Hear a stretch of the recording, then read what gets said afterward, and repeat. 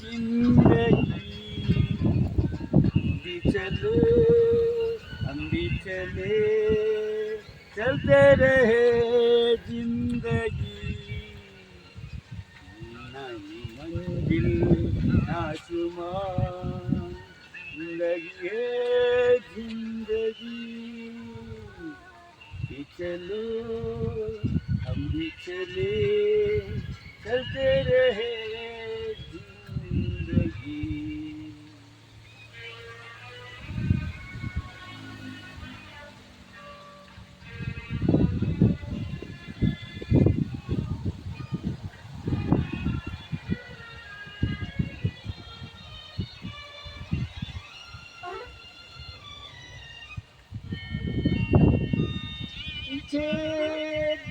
बिना कभी पे में हो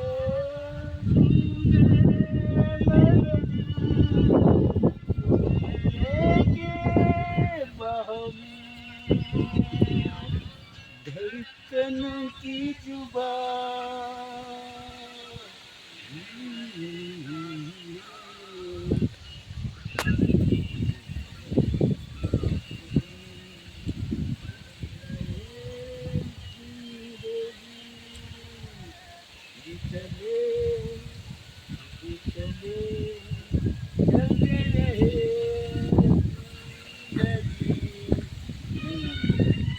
ಏನಪ್ಪ ಒಳ್ಳೆ ಮೂಡ್ನಲ್ಲಿದ್ಯಾ ನೀ ಕೇಳಿದ ಪ್ರಶ್ನೆ ನನಗೆ ಅರ್ಥ ಆಯ್ತು. ನೀನೇನು ಕೇಳ್ತಾ ಇದೀಯ ಅಂದರೆ ಬಸಣ್ಣ, ನನ್ನ ಜೀವನದಲ್ಲಿ ನಾನಂತೂ ಯಾರಿಗೂ ಅನ್ಯಾಯ ಮಾಡಿಲ್ಲ, ನನ್ನ ಕುಟುಂಬದವರು ಅನ್ಯಾಯ ಮಾಡಿಲ್ಲ. ನನ್ನೊಂದು 10 ಎಕರೆ ಹೊಲ, ಒಳ್ಳೆ ಅಡಿಕೆ ತೋಟ, 5 ಎಕರೆ ಭತ್ತದ ಗದ್ದೆ, ಎಲ್ಲ ಕೆಲಸ ಮಾಡೋರಿಗೂ ನಾ ಎಷ್ಟು ತಿಂತೇನೆ ಅಷ್ಟು ಕೂಲಿ ಮಾಡೋರಿಗೂ ತಿನ್ಸಂಥ ವ್ಯಕ್ತಿ ನಾನು. ಏನೋ ಒಂದು ದಿವಸ ನಾನೊಂದು ಗ್ಯಾರೇಜ್ಗೆ ಹೋದೆ. ಅದು ನಮ್ಮ ಫ್ಯಾಮಿಲಿ ಗ್ಯಾರೇಜ್ ಇದ್ದಂಗೆ. ಅದು ನಮ್ಮ ರೈತಕ್ಕೆ ಸಂಬಂಧಪಟ್ಟಂತೆ ಏನೇ ಕೆಲಸಗಳಿದ್ರು ಆ ಗ್ಯಾರೇಜಲ್ಲಿ ಹೋಗಿ ಕೆಲಸ ಮಾಡೋದು. ಏನೇ ಅವರಿಂದ ಖರೀದಿ ಮಾಡ್ಬೇಕಂದ್ರೆ ಒಂದು ಟ್ಯಾಕ್ಟ್ರ್ ಆಗಲಿ ಏನಾಗಲಿ ಅವರಿಂದನೇ ಖರೀದಿ ಮಾಡ್ತಿದ್ವಿ. ಒಂದು ಸಲ ಏನಾಗ್ಬಿಡ್ತು, ಗ್ಯಾರೇಜ್ಗೆ ಹೋದೆ ನಾನು. ಹೋಗಿ ಅಲ್ಲಿ ಆ ಸಾಹೇಬನಿಗೆ ನಾ ಕೇಳಿದೆ, ಸಾಹೇಬ್ರ ಮತ್ತು ಟ್ಯಾಕ್ಟ್ರಿ ಬೇಕಂತ ನೀವು ಕೇಳಿದ್ದೆ, ಮತ್ತು ಏನು ನೋಡಿದ್ರೇನು ಅಂತ. ಹೌದು, ನೀವು ಬಂದ್ರೆ ತೋರಿಸ್ತೀನಿ ಅಂದರು. ಅಂದಾಗ ಆಯ್ತು ನಡ್ರಿ ಅಂತಂದು ಹೋಗಿ ಆ ಟ್ಯಾಕ್ಟ್ರಿ ಒಂದು ಜಾಗದಲ್ಲಿ ಇದ್ದಿದ್ದನ್ನು ತೋರಿಸಿದ್ರು. ತೋರಿಸಿದಾಗ ಆ ಟ್ಯಾಕ್ಟ್ರಿ ನೋಡಿ ರೇಟ್ ಏನು 2 ಲಕ್ಷ. 2 ಲಕ್ಷ ಹೇಳಿದ್ರೆ ಆ 2 ಲಕ್ಷ ದುಡ್ಡು ಆತ ರೈತ ಕೊಡ್ಬೇಕು ಅವನಿಗೆ, ಗ್ಯಾರೇಜ್ ಮಾಲಕನಿಗೆ. ಅದರಲ್ಲಿ ಅವತ್ತಿನ ದಿವಸ ಅವನಂತಲ್ಲಿ 1 ಲಕ್ಷ ರೂಪಾಯಿ ಕ್ಯಾಶ್ ಇತ್ತು. ಆ 1 ಲಕ್ಷ ರೂಪಾಯಿ, ಸಾಹೇಬ್ರೆ ಇದನ್ನ 1 ಲಕ್ಷ ರೂಪಾಯಿ ತೊಗೊಳ್ರಿ, ಇದು 1 ಲಕ್ಷ ರೂಪಾಯಿ ತೊಗೊಳ್ರಿ, ಆದರೆ ಇನ್ನು 8 ದಿನ ಬಿಟ್ಟು ಇನ್ನೊಂದು 1 ಲಕ್ಷ ತೊಗೊಂಡು ನಿಮ್ಗೆ 2 ಲಕ್ಷ ಕೊಟ್ಟ ಆ ಟ್ಯಾಕ್ಟ್ರಿ ಹೋಯ್ತೀನಿ ರೀ ಅಂತ ಹೇಳಿ ವಿಶ್ವಾಸದಲ್ಲಿ ಆ ಟ್ಯಾಕ್ಟ್ರಿ ಕೊಟ್ಟ. ಆ ಸಾಹೇಬನಿಗೆ ಕೊಟ್ಟ 1 ಲಕ್ಷ. ಕೊಟ್ಟಿಂದ ಏನಾಗೈತಿ, ಅವನು 8 ದಿನ ಬಿಟ್ಟು ದುಡ್ಡು ಜಮಾ ಮಾಡಿಕೊಂಡು ಬರ್ಬೇಕನ್ನಂಥ ಸಂದರ್ಭದಲ್ಲಿ ಈತ 8 ದಿನಕ್ಕಿಂತ ಮುಂಚೆನೇ 6 ದಿನಕ್ಕಿಂತ ಮುಂಚೆನೇ ಹಾರ್ಟ್ ಅಟ್ಯಾಕ್ ಆಗಿ ಸತ್ತು ಹೋಗ್ಬಿಟ್ಟ. ಯಾರು? ಆ ಗ್ಯಾರೇಜ್ ಸಾಹೇಬ. ಅವರು ಅಣ್ಣ ತಮ್ಮರು ಇಬ್ಬರು ಇಬ್ಬರು ಅಣ್ಣ ತಮ್ಮರು ಆ ಗ್ಯಾರೇಜ್ ನಡೆಸ್ಕೊಂಡು ಹೋಗ್ತಿದ್ರು. ಬಟ್ ಈ ಅವರ್ದಾಗ ಅವ್ರ ಅಣ್ಣನ ಹೊರತುಪಡಿಸಿದ್ರು ಅವರ ತಮ್ಮನಿಗೆ ಏನು ವಿಚಾರ ಗೊತ್ತಿದ್ದಿಲ್ಲ ಈ ಟ್ಯಾಕ್ಟ್ರಿ ವಿಚಾರ. ಹಂಗೆ ಅದಾಗ ಏನಾಗ್ಬಿಡ್ತು, ಇವನು ಅಣ್ಣ ಹಾರ್ಟ್ ಅಟ್ಯಾಕ್ ಆಗಿ ಸತ್ಬಿಟ್ಟ.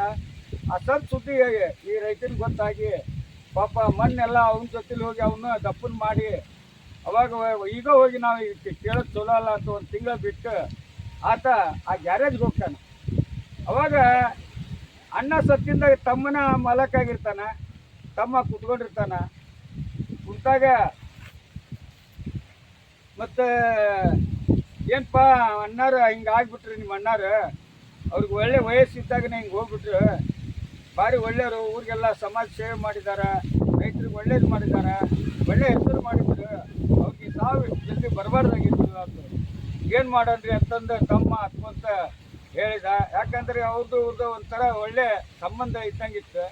ಅವಾಗ ಮತ್ತೇನಾದರೂ ಹೇಳಿದ್ರು ನಿಮ್ಮ ತಮ್ಮರು ಅಣ್ಣಾರು ನಿಮ್ಮ ಹತ್ರ ಅಂತ ಕೇಳಿದ್ರು. ಏನಿಲ್ರಿ, ಮತ್ತು ಇಲ್ಲಿ ಟ್ಯಾಕ್ಟ್ರ್ ನಿಂತೈತಲ್ಲ, ಈ ಟ್ಯಾಕ್ಟ್ರ್ ವಿಚಾರದ ಬಗ್ಗೆ ನಿಮ್ಗೇನಾದರೂ ಹೇಳಿದ್ರು ನಾ ಅಂತ ಕೇಳಿದ್ರು. ಏನು ಹೇಳಿಲ್ರಿ ಅಂತ. ಇಲ್ಲ, ಈ ಟ್ಯಾಕ್ಟ್ರ್ ನಮಗೆ ಕೊಡ್ತೀವಿ ಅಂತ ಹೇಳಿದ್ರು. ಮತ್ತು ನಾನು 2 ಲಕ್ಷ ರೂಪಾಯಿನೂ ಹೇಳಿದ್ರಿ ನಿಮ್ಮ ಅಣ್ಣಾರು. ಅದರಲ್ಲಿ 1 ಲಕ್ಷ ಕೊಟ್ಟು ವಿಶ್ವಾಸದಲ್ಲಿ ಕೊಟ್ಬಿಟ್ಟಿದ್ದೆ ನಿಮ್ಮ ಅಣ್ಣಾರ ಕೈಯಾಗ. ಈಗ 1 ಲಕ್ಷ ರೂಪಾಯಿ ತರಂಥ ಸಂದರ್ಭ 8 ದಿನ ಬಿಟ್ಟು ತರ್ತೇನೆ ಅಂದಾಗ ನಿಮ್ಮ ಅಣ್ಣಾರು ಹಾರ್ಟ್ ಅಟ್ಯಾಕ್ ಆಗಿ ಸತ್ತು ಹೋಗ್ಬಿಟ್ರೆ. ಮತ್ತೀಗ 1 ಲಕ್ಷ ರೂಪಾಯಿ ದುಡ್ಡನ್ನ ಈಗ ನಾನು ಕೊಟ್ಬಿಟ್ಟಿದ್ದೀನಿ, ಅದನ್ನು ಏನಾದರೂ ನಿಮ್ಗೆ ಹೇಳಿದಾರನ ಅಂತ ಕೇಳಿದಾಗ ನಮಗಂತೂ ಏನು ಹೇಳಿಲ್ರಿ. ಏನೋ ವ್ಯವಹಾರ ಮಾಡಿದ್ರು ಅವ್ರು ಪೆನ್ ಹಾಳಿ ಹಿಡ್ಕೊಂಡು ಬುಕ್ನಲ್ಲಿ ಬರೆದು ಬಿಡ್ತಾರ. ಹಂಗೇನಾದರೂ ಬರೆದಿದ್ದಾರೆ ಅನ್ನೋದು ನೋಡ್ತೇನೆ ರೀ ಅಂತಂದು ಬುಕ್ ತೆಗೆದು ನೋಡ್ತಾನೆ. ನೋಡ್ದಾಗ ಏನಿರೋದಿಲ್ಲ. ಇಲ್ರಿ, ಏನಿರೋದಿಲ್ಲ. ಮತ್ತು ನಾನು 1 ಲಕ್ಷ ರೂಪಾಯಿ ಕೊಟ್ಟೇನು ತಮ್ಮ ನಿಮ್ಮ ಅಣ್ಣನ ಕೈಯಾಗ. ಮತ್ತು ಹೆಂಗೆ? ಇಲ್ರಿ, ನಾವು ಕಾನೂನು ಪಾಲಿಸೋರು, ವಿಶ್ವಾಸ ಯಾವತ್ತೂ ಇಂಥದ್ರಲ್ಲಿ ಇಡೋಕ್ಕಾಗೋದಿಲ್ಲ. ಹೌದಲ್ಲ? ನಾವೇನಾದರೂ ಕಾನೂನು ಪಾಲಿಸೋರು. ವಿಶ್ವಾಸ ಬೇರೆ, ಕಾನೂನೇ ಬೇರೆ. ಹೌದಲ್ಲ? ವಿಶ್ವಾಸದಲ್ಲೇ ನೋವಾದದ. ಯಾಕಂದರೆ ನೀವು 1 ಲಕ್ಷ ರೂಪಾಯಿ ಕೊಟ್ಟಿರಿ ಅಂತಂದ್ರೆ ನಾನು ನಂಬಿಕೆ ಬೇಕಾದ್ರೆ 1 ಲಕ್ಷ ರೂಪಾಯಿ ಕೊಡ್ಬೋದು. ಆದರೆ ತೊಗೊಂಡವ್ನಿಗೆ ಕಳಂಕ ಆಗಿರ್ತದೆ, ಮನಸ್ಸು ನೋವು ಆಕೈತಿ, ಕೊಟ್ಟವ್ನಿಗೆ ಆಕೈತಿ. ಯಾಕಂದ್ರೆ ಆ ವ್ಯವಹಾರನ ಗೊತ್ತಿರೋದಿಲ್ಲ, 2ನೇ 3ನೇದು ಅವನಿಗೆ. ಹೌದಲ್ಲ? ಹಂಗೆ ಆದಾಗ ವಿಶ್ವಾಸದಲ್ಲಿ ಕೊಟ್ಟರು ಅದು ಮನುಷ್ಯನ ದುಡ್ಡು ವಾಪಸ್ ಬರ್ತೈತೆ ಅನ್ನೋದು ಸುಳ್ಳು ಆಕತಿ. ಏನಂತೀವಿ? ಕಳೆಯಲಕ್ಕೆ ಹಿಂಗೆ ಹಾಕವು, ನಿಯತ್ತಿಂದ ಉಳಿಯಂಗಿಲ್ಲ. ಹೌದಲ್ಲ? ಇನ್ನು ಆರಾಮದು ಉಳಿತೈತೇನ? ಅದಕ್ಕೆ ಮನುಷ್ಯನಿಗೆ ಹೇಳ್ತೀನಿ ನಾನು, ಒಂದು ಹೆಣ್ಣು ಒಂದು ಹೆಣ್ಣಿನ ವಿರುದ್ಧ ಹೋರಾಟ ಮಾಡಕತ್ತೈತಿ. ಈಗ ಒಂದು ಗಂಡು ಒಂದು ಗಂಡಿನ ವಿರುದ್ಧ ಹೋರಾಟ ಮಾಡಕತ್ತೈತಿ. ಹೌದಲ್ಲ? ಅದಕ್ಕೆ ಸಿಗ್ಲಿ ವರ್ಷ ತುಂಬಿ ಚೆಲ್ಲು ಹಂಬಿ ಚೆಲೆ ಅಂತಂದ್ರೆ ಒಂದು ನಿಯತ್ತಿನ ನಾಯಿ ಆ ಕುಲನ ಮುಂದಿಟ್ಕೊಂಡು ನಾನು ನಡಿತೀನಿ ನೀನು ನಡಿ, ಈ ಕನ್ನಡ ನಾಡು ನುಡಿ ನಾವೆಲ್ಲರಿಗೂ ಹಂಚೋಣ ಅಂತಂದು ನನ್ನ ಜೀವನ ಹಿಂಗೆ ಆಗೈತಿ. ಯಾಕಂದ್ರೆ ರೋಟಿ ಕಪಡ ಅವ್ರ ಮಕ್ಕನ ದೋ ಅಂಕೆ 12 ಹಾತ್ ಅನ್ನೋಂಥ ವ್ಯವಸ್ಥೆಗೆ ತರಬೇಕು ನೀವು. ಇವೆಲ್ಲ ಈ ದೇಶದಲ್ಲಿ ಧರ್ಮ ಜಾತಿ ಇವನ್ನೆಲ್ಲ ಬಿಡ್ರಿ. ಎಲ್ಲ ಜಾತಿ ತಂದೆ ತಾಯಿಗಳಿಗೆ ಗೌರವ ಕೊಡೋದು ಕಲೀರಿ. ಪ್ರತಿಯೊಂದು ಗ್ರಾಮಾಂತರ ಪ್ರದೇಶದಲ್ಲಿ ಹೋಗಿ ನೋಡ್ರಿ, 10 ಮಂದಿ ಮುಸ್ಲಿಂ ಮನೆ ಇರ್ತಾವೆ, 10 ಮಂದಿ 20 ಮನೆ ದಲಿತರ ಮನೆ ಇರ್ತಾವೆ.